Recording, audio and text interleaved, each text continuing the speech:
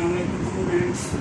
Hope so बेटा कि आप सब खैर के लिए से होंगे और अपने घरों में बिल्कुल ठीक ठाक होंगे। बेटा 9th general science chapter number 2 life and chemistry. बेटा इसमें से पेज नंबर आपके पास 22। हमने जो डिफरेंट गैसेज हैं उनके बारे में डिस्कस करना शुरू किया हुआ है कि कौन सी गैस कौन सा इंपॉर्टेंट रोल प्ले करती है। तो बेटा आज जो हम देखने जा रहे हैं पेज नंबर 22 पे आपके पास एक topic role of carbon dioxide. ठीक है, तो आज के लेक्चर में हम देखेंगे कि जो कार्बन डाइऑक्साइड है वो किस किस प्रोसेस में इम्पॉर्टेंट है और वो क्या क्या रोल आपके पास प्ले कर रही है। ठीक है, सबसे पहली बात तो आपके पास आ जाती है कि जो आपके पास एटमॉस्फेयर है उसमें जो कार्बन डाइऑक्साइड की अमाउंट है वो बहुत कम है।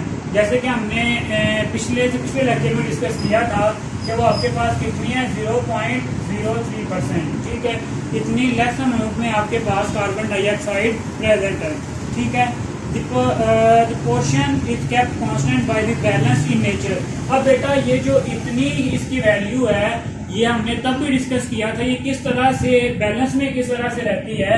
ये जो इसका लेवल है बैलेंस में रहता है due to the process of photosynthesis. ठीक है, the portion is kept constant by a balance in nature between the process of photosynthesis and those of the respiration।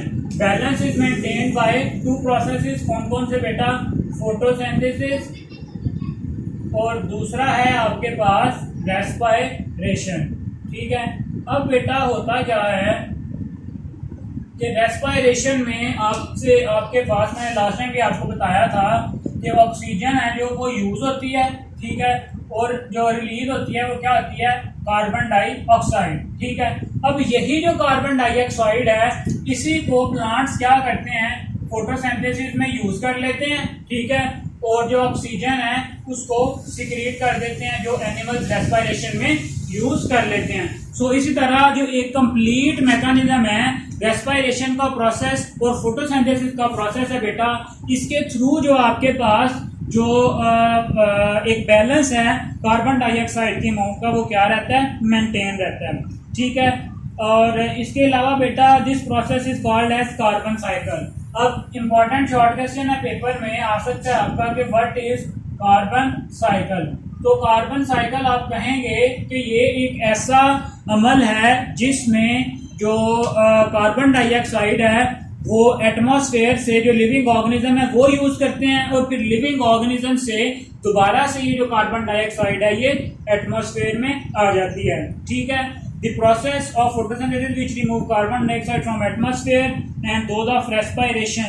ठीक है, decay and combustion which return it to atmosphere। अब बेटा क्या होता है कि जब ये ऑर्गेनिज्म मर जाएंगे, डिके होगा, यहाँ कंबस्शन होगी, उस प्रोसेस के जरिए जो दोबारा से ये जो कार्बन डाइऑक्साइड है ये इन्वायरमेंट में चली जाएगी। फिर से देखें कि बेटा क्या होगा आपके पास फोटोसिंथेसिस के प्रोसेस में। चले यहाँ पे रखते हैं कार्बन डाइऑक्साइड।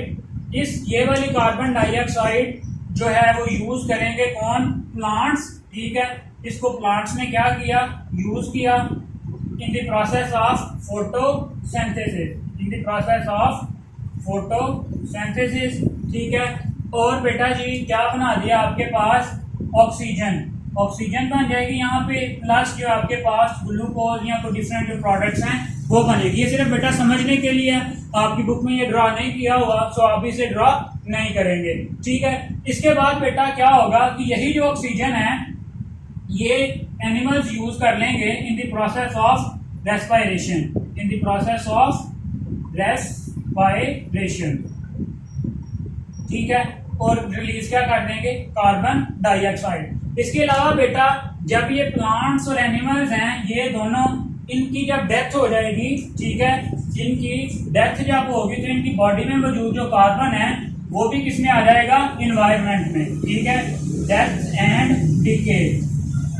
इसके अलावा बेटा यहाँ पे एक और प्रोसेस मेंशन करना जरूरी है, वो है कंबस्शन का। ठीक है, जब मैंने आपको कंबस्शन का टॉपिक पढ़ाया था तो उसमें हमने देखा था कि किस तरह से जो ऑक्सीजन है वो उसके डिफरेंट जो ऑक्साइड्स हैं उसमें कन्वर्ट हो जाती है। ठीक है, कंबस्शन के जरिए कार्बन मोनोऑक्साइड, कार्बन डाइऑक्साइड, ये सारे के सारे दोबारा से किसमें आ जाते हैं? एटमॉस्फेयर में, ठीक है। एटमॉस्फेयर से फिर फोटोसिंथेसिस, मतलब ये पूरा साइकिल चलता रहता है, जिसकी प्रॉपर डेफिनेशन बेटा आपकी बुक में मेंशन की गई है कि the portion of carbon dioxide is kept balance in nature between the process of respiration and the photosynthesis and then decay and combustion which return it into the atmosphere। ठीक है बेटा, मैंने आपको बता दिया है कि किस तरह से कार्बन डाइऑक्साइड है कहाँ पे यूज हो रही है और फिर दोबारा से किस तरह वो एटमॉस्फेयर में मूव कर जाती है। तो यहाँ तक क्लियर है। चलें नेक्स्ट आगे चलते हैं बेटा। कार्बन डाइऑक्साइड के रोल्स की अगर बात करें तो it plays an important role in the air by absorbing infrared from the sun. ठीक है, अगर इसकी इंपॉर्टेंस या इसके रोल्स की हम बात करें कि ये क्या रोल प्ले करती है, तो बेटा सबसे इम्पॉर्टेंट जो वो यही है कि ये फोटोसिंथेसिस के लिए जरूरी है। उसके बाद जो नेक्स्ट है आपके पास, ये क्या करती है, एब्जॉर्ब इंफ्रारेड रेडिएशन। क्या बेटा जी, हमने लास्ट लेक्चर में ओजोन में देखा था कि वो भी जो इंफ्रारेड रेडिएशन को एब्जॉर्ब करती है। Absorb infrared radiation, infrared radiation को क्या करती है, ये एब्जॉर्ब करती है। ऑल्दो कि इसकी जो अमाउंट है वो बहुत कम होती है, लेकिन फिर भी ये जो आपके पास है उसको इंफ्रारेड रेडिएशन को एब्जॉर्ब करने में अपना रोल प्ले करती है। ठीक है, अब बेटा नेक्स्ट क्या है यहाँ पे, however the problem will rise in the near future through the burning of too much carbon containing coal। अब प्रॉब्लम क्या है बेटा, हम क्या कर रहे हैं कि जितने भी हमारे पास फ्यूल्स हैं, लाइक पेट्रोल है, गैस है, इन सब में क्या होता है, कार्बन। ठीक है, अब जो कार्बन कंटेनिंग आपके पास कंपाउंड्स हैं, उनकी हम कंबस्टन क्या कर रहे हैं, बहुत ज्यादा कर रहे हैं, एक्सट्रीम कंबस्टन। उनको बेटा हम क्या कर रहे हैं, बहुत ज्यादा जला रहे हैं। तो उनके जलाने से बनता क्या है, कंबस्टन से carbon monoxide and the carbon dioxide. तो अल्टीमेटली क्या होगा, this could upset the balance of carbon cycle by liberating too much carbon dioxide in the air. इससे क्या हो सकता है कि जो आपका कार्बन साइकिल है वो क्या हो सकता है, इम्बैलेंस हो सकता है। ठीक है, क्यों, क्योंकि जो बहुत ज्यादा अमाउंट है कार्बन डाइऑक्साइड की या कार्बन की, वो हम क्या कर रहे हैं, एटमॉस्फेयर में एंटर कर रहे हैं। ठीक है, कैसे, by the process of combustion. Clear हो गया। चलें, जिसकी वजह से ये जो साइकिल है ये पूरे का पूरा जो है डिस्टर्ब हो सकता है। It is thought that if the amount of carbon dioxide increase in air, then the temperature of Earth will rise। ये important बात है बेटा कि अगर आपके पास concentration of carbon dioxide increase होगी, तो उसके नतीजे में आपके पास जो टेम्परेचर है अर्थ का, टेम्परेचर ऑफ अर्थ, वो भी क्या होगा, इंक्रीज होगा। ये आप अपने इन्वायरमेंट में भी देखते होंगे कि जैसे जैसे लाइफ आगे बढ़ती जा रही है, गाड़ियों से निकलने वाला धुआं, कारखानों से निकलने वाला धुआं, ये डिफरेंट और तरह के जो कंबस्टन के प्रोसेसेस हैं, तो टेम्परेचर बेटा बढ़ता जा रहा है। उसकी एक रीजन कार्बन डाइऑक्साइड की कंसंट्रेशन का ज्यादा आना भी है। और ये जो प्रोसेस जिसमें डिफरेंट गैसेज के इंक्रीज होने से जो अर्थ का टेम्परेचर इंक्रीज होता है, इस प्रोसेस को हम क्या कहते हैं, this is called green house effect. क्या कहते हैं बेटा जी, ग्रीन हाउस इफेक्ट। क्लियर हो गया। चलें, अब आगे देखते हैं कि the higher temperature would cause the ice on mountain to melt and flooding occur, weather pattern on the planet would also be affected. अब क्या होगा, जैसे ही ग्रीन हाउस इफेक्ट की वजह से टेम्परेचर इंक्रीज होगा, आपके पास जो आइस है, पोलर्स पे जो आइस है, वो मेल्ट होना शुरू हो जाएगी। ठीक है, जिसकी वजह से जो वाटर बैलेंस है वो भी क्या हो जाएगा, डिस्टर्ब हो जाएगा। वाटर बहुत ज्यादा समंदर में हो जाएगा, और जो बेटा वहां से जो बर्फ है पिघल के पानी की फॉर्म में फ्लड वगैरह आने के बहुत ज्यादा खतरात पैदा हो जाएंगे। क्लियर है। चलें, कार्बन डाइऑक्साइड में हमने क्या क्या डिस्कस किया है। सिंपली पहले हमने देखा है कि जो कार्बन डाइऑक्साइड है वो क्यों इंपॉर्टेंट है, क्योंकि ये जो है आपके पास in the process of photosynthesis ये बहुत इंपॉर्टेंट है। फिर हमने देखा कि ये जो इसके अलावा किन किन प्रोसेसेस में ये अपना रोल प्ले करती है। फिर हमने देखा कि जो इंफ्रारेड रेडिएशंस हैं उनकी एब्जॉर्प्शन में भी ये रोल प्ले करती है। फिर देखा कि जैसे जैसे कार्बन डाइऑक्साइड की कंसंट्रेशन इंक्रीज होती चली जा रही है तो आपके पास ये जो है टेम्परेचर भी इंक्रीज हो रहा है, ठीक है। और इस प्रोसेस को हमने क्या कहा है, ग्रीन हाउस इफेक्ट। फिर लास्ट में हमने देखा है कि ग्रीन हाउस इफेक्ट की वजह से ही बेटा क्या हो रहा है कि जो आइस है वो मेल्ट होना शुरू हो रही है, जिसकी वजह से डिफरेंट तरह के जो खतरात हैं लाइक फ्लड वगैरह आने का भी बहुत ज्यादा चांसेस इंक्रीज हो गए हैं। So this is all about the role of carbon dioxide. Short question में भी और लॉन्ग क्वेश्चन में भी ये पूछा जा सकता है आपसे, एमसीक्यूज के हवाले से भी आपने इसे प्रिपेयर करना है। बेटा बिल्कुल थोड़ा थोड़ा हम पढ़ रहे हैं तो आपने बिल्कुल इसे साथ साथ प्रिपेयर करना है।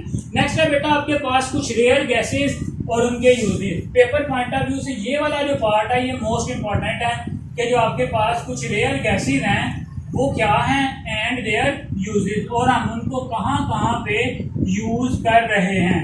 क्लियर हो गया। चलें अब देखते हैं कि ये रेयर गैसेस क्या हैं। Atmosphere contain approximately 1% by volume noble gases, ठीक है। कितने परसेंट है ये रेयर गैसेस? 1%। इनको हम क्या कहते हैं? Noble gases. इनको हम कहते हैं नोबल गैसेस। अब बेटा these are characterized by the chemical, इनका कैरेक्टर क्या है कि ये इनर्ट होती हैं केमिकली, मतलब बहुत ज्यादा ये रिएक्टिव नहीं होती, केमिकली इनर्ट होती हैं, ठीक है। अब बेटा हीलियम इज लाइट गैस। अब डिफरेंट तरह की जो गैसेज हैं उनके यूजेज आ रहे हैं। पहले आ रही है आपके पास हीलियम। हीलियम को अगर हम देखें तो हीलियम क्या है आपके पास? Helium is a light gas, मतलब हल्की gas. It is used as alternative to hydrogen in weather balloon, ठीक है। मतलब इसको हम किस में यूज करते हैं? Alternative to hydrogen. किसके लिए? फॉर वेदर बैलून्स, मतलब गुब्बारों में बेटा इसको हम क्या कर सकते हैं? हीलियम गैस को हाइड्रोजन की जगह फिल कर सकते हैं। फिर जो नेक्स्ट है आपके पास, a mixture of helium and oxygen is used in the artificial atmosphere by the divers, ठीक है। A mixture of helium. फिर नेक्स्ट है आपके पास मिक्सचर किस किस का? हीलियम का। कितने परसेंट हीलियम? 80%। और इसके साथ जो दूसरी गैस आप यूज करते हैं वो है ऑक्सीजन। ऑक्सीजन कितनी? ऑक्सीजन बेटा आपके पास 20%। अब ये जो दोनों गैसेज हैं इनका जो मिक्सचर है वो हम यूज करते हैं किसके लिए? Artificial atmosphere by the diverse. जो बेटा डाइवर्स हैं जो समंदर में गोताखोर होते हैं आपके पास, use by the divers. Artificial environment में आप कह सकते हैं आर्टिफिशियल एटमॉस्फेयर में जो डाइवर्स हैं वो इस गैस को क्या करते हैं? इस गैस के मिक्सचर को यूज कर लेते हैं। क्लियर हो गया। चलें अब नेक्स्ट करते हैं कि it is used instead of nitrogen. वैसे तो हम क्या करते हैं? नाइट्रोजन को यूज करते हैं। जो डाइवर्स हैं वो नाइट्रोजन गैस को यूज करते हैं, लेकिन जो हीलियम है और ऑक्सीजन है इसके मिक्सचर को भी वहां पे यूज कर सकते हैं इंस्टेड ऑफ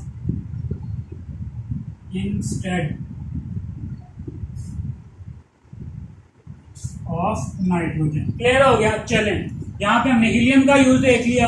अब नेक्स्ट है बेटा आपके पास नियॉन। नियॉन गैस के क्या यूजेज हैं तो वो देख लेते हैं। नियॉन भी आपके पास एक इनर्ट गैस है, लेस रिएक्टिव गैस है। Neon glows red when electricity is passed through it, ठीक है। कौन सा कलर देती है? रेड। कब? When electricity pass through it, जब इसमें से इलेक्ट्रिसिटी क्या करती है? पास करती है, ठीक है। तो बेटा इसी वजह से हम इसको एडवर्टाइजिंग साइंस में भी हम इसे क्या कर सकते हैं? Advertising science. मतलब भाई जब आप निकलते हैं रोड पे डिफरेंट तरह के वहां पे बेटा बोर्ड्स लगे हुए होते हैं, ठीक है, जिनमें जो नियॉन गैस है वो यूज की जाती है, ठीक है। इसी तरह से argon is use to fill electric light bulb. Argon है नेक्स्ट आपके पास, ये किस काम आती है? To fill the electric bulbs. Electric bulb जिसे क्या किए जाते हैं? फिल किए जाते हैं। To fill electric bulbs. ये बेटा सारे के सारे आपने पॉइंट्स बिल्कुल ऐसे ही याद करने हैं। इसके अलावा various types of fluorescent photo tube में भी ये यूज होती है। इसके बाद नेक्स्ट है आपके पास क्रिप्टॉन क्रिप्टॉन को भी हम जो है फ्लोरिसेंट लाइट्स और फोटोग्राफी जो आपके पास लैंप्स हैं वो बनाने में यूज करते हैं। तो यहाँ बेटा उसे भी मेंशन कर लेते हैं कि आपके पास जो क्रिप्टॉन नेक्स्ट है वो भी क्या है, एक नोबल गैस है, एक रेयर गैस है, इनर्ट गैस है क्रिप्टॉन। क्रिप्टॉन के क्या यूजेज हैं वो देख लेते हैं। क्रिप्टॉन है आपके पास to fill fluorescent lights and photographic flash lamps, to fill fluorescent light में यूज होती है, और ये photographic flash lamp, photographic flash lamp बनाने में भी ये क्या होती है आपके पास यूज होती है। क्लियर हो गया, चले नहीं। इसके बाद नेक्स्ट है आपके पास रेडॉन, ये ट्रीटमेंट ऑफ कैंसर में यूज होती है। रेडॉन कहाँ पे, treatment of cancer, treatment of cancer में यूज होती है ये। इसके बाद है जी, since the most noble gases are extremely unreactive they provide useful inert atmosphere for some chemical reaction. ये अगर हम अल्टीमेटली नोबल गैसेज की बात करें, टोटल की नोबल गैसेज ये क्या करती हैं आपके पास, provide inert atmosphere, provide inert atmosphere मतलब less reactive atmosphere for chemical reactions. Clear हो गया, चलें बेटा। इसी तरह से आपके पास ये जो है इलेक्ट्रिक वाइंडिंग ऑफ मेटल्स में भी ये यूज होती हैं। तो यहाँ बेटा हमने देख लिया कि जो आपके पास डिफरेंट तरह की जो रेयर गैसेज हैं उनके यूजेस क्या हैं। ये बेटा बहुत इंपॉर्टेंट है, शॉर्ट क्वेश्चन में अक्सर आ जाता है कि what are the uses of neon gases, what are the uses of rare gases, long question में आ जाता है what do you know about radon. MCQ में ट्रीटमेंट के लिए कौन सी यूज, ट्रीटमेंट ऑफ कैंसर में कौन सी यूज होती है। तो बेटा डिफरेंट तरह से ये जो टॉपिक है इसमें से क्वेश्चंस बनते हैं। आज के टॉपिक में, आज के लेक्चर में बेटा हमने दो टॉपिक कवर किए हैं। पहले टॉपिक में हमने देखा है कि जो कार्बन डाइऑक्साइड है उसका रोल क्या है, और फिर अब हमने दूसरे टॉपिक में देखा है कि जो आपके पास रेयर गैसेज हैं वो किस तरह से इंपॉर्टेंट हैं और वो किस तरह से अपना रोल प्ले करती हैं। सो बेटा साथ साथ ये जो पढ़ाता जा रहा हूँ इसको प्रिपेयर करें, ठीक है, और अपने नोट्स भी बनाएं ताकि बेटा लास्ट पे आपके लिए क्या रहे, आसानी रहे। तो आज के लेक्चर के लिए बेटा इतना ही।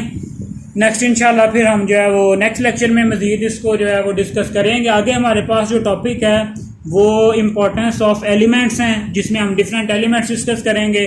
तो बेटा कोशिश करें कि थोड़ा थोड़ा जो है ना वो साथ साथ इसे कवर करते जाएं, क्योंकि बेटा आपको पता है कि टाइम आगे जो आपके पास बहुत कम होगा कोविड-19 की वजह से, पहले ही टाइम बहुत ज़ाया हो चुका है। तो बेटा अपनी प्रेपरेशन साथ साथ जारी रखें। अल्लाह हाफिज़।